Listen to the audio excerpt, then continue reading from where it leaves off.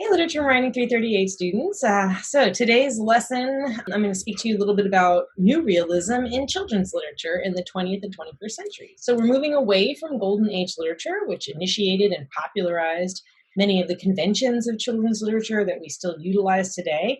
Things like the focus on innocence in childhood, the tendency to present childhood through a nostalgic lens, the idea of the fantasy world or the other world or the quest. These were things that we see in Golden Age lit. Over the next few weeks, then we're going to consider how the genre develops. So one question I'm going to ask you to think about is whether this nostalgic romanticizing imperative of the Golden Age continues in children's lit despite the changes I'm about to tell you about. So I'm going to tell you about some changes. So does the Golden Age still influence it? Do you still see that stuff?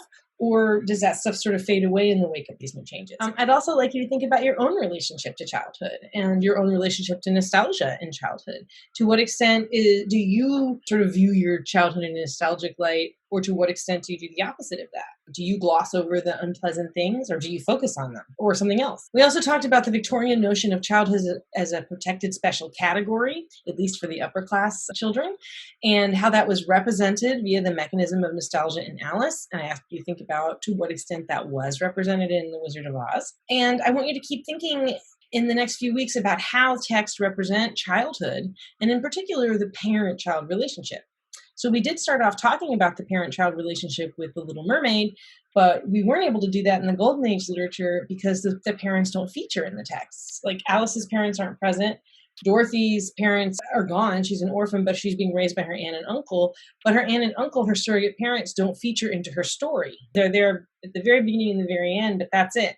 And her problems aren't about them necessarily, at least in the book version. Maybe we see a little bit more of that in the film version. Same with Alice. Her parents don't figure into the sort of issues that she has in the other world, or the other land, or Wonderland in this case. But the text we're looking at this week, The Wrinkle in Time, deal explicitly with the parent-child relationship. Disney picks up on the Golden Age idea of having the absent parents. You see Disney often kill the mom, kill the dad off, kill the parents off.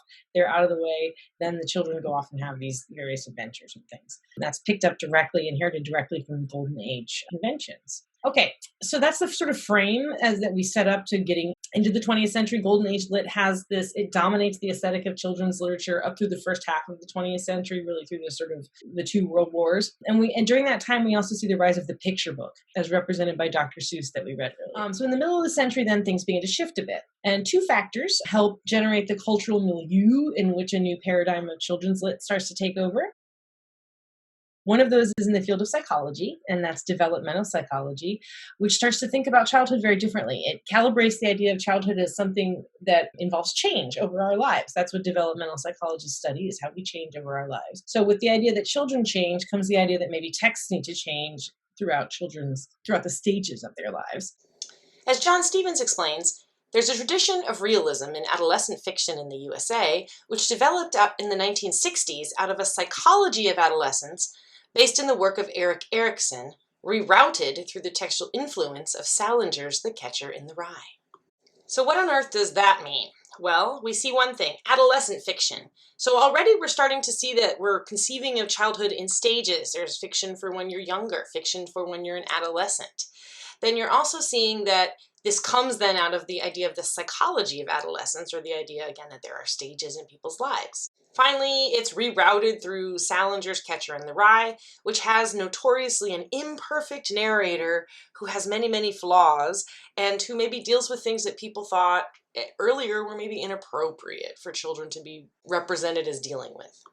So Stevens goes on to suggest that because of this, the first-person adolescent narrator, then, part of what happens is they represent significant issues of adolescent development, such as, and he's taking this from Russell, 1, experience of physical sexual maturity, 2, the experience of withdrawal from adult benevolent protection, 3, the consciousness of self and interaction, 4, the re-evaluation of values, and 5, experimentation. These 5 conventions have sort of double value, because not only will you find them in new realist literature, kids lit, from the mid-20th century on, but they also form the foundation of something that will eventually become young adult literature, but that doesn't quite exist as young adult literature yet in the 1960s. I would expect to see these more in A Wrinkle in Time than in Charlie and the Chocolate Factory, because Charlie and the Chocolate Factory is pitched a little bit younger than A Wrinkle in Time. Another critic who talks about the way that changing notions about childhood affect children's literature is Gail Murray in her book American Children's Literature and the Construction of Childhood. So she agrees that in the 1960s, quote, a new construction of childhood arose, which recognized that children could not always be protected from the dangers and sorrows of real life. They might better be prepared to cope with pain if adults did not try to protect them from it. Experts held up the child's inner emotional and psychological strength as evidence that children could handle reality. So again, this is that idea that children grow in stages, that they can handle different things at different times. So because of that, according to Murray, the boundaries that had protected children and adolescents from adult responsibilities throughout the 19th century and the first half of the 20th century became much more permeable. And again, these are the boundaries for wealthy children or children of privilege rather than working class children who had never been protected as a class necessarily. So there are two examples of scholars who talk about the ways in which developmental psychology then impacted how we think of childhood and then impacted how we write children's literature. And the second shift is something that happens in the humanities and arts and social sciences, which is the shift from modernism to postmodernism in the wake of post-structuralism, which is a way of thinking that if you haven't heard about it yet, if you're a literature and writing major, you will. And if you're not, let's just say it challenges a lot of the common sense notions of what we think is true or what we maybe thought was true. It challenged the canon, a number of things like that. So in the wake of the two world wars, in particular, the idealism of modernism was challenged or destroyed or changed, however you want to look at it. And the postmodern text brings us back in touch with more of a realism again, instead of an idealism. And that impacts children's lit as well. So these forces, along with things like commercial publishing forces, resulted in a shift that some scholars have called new realism.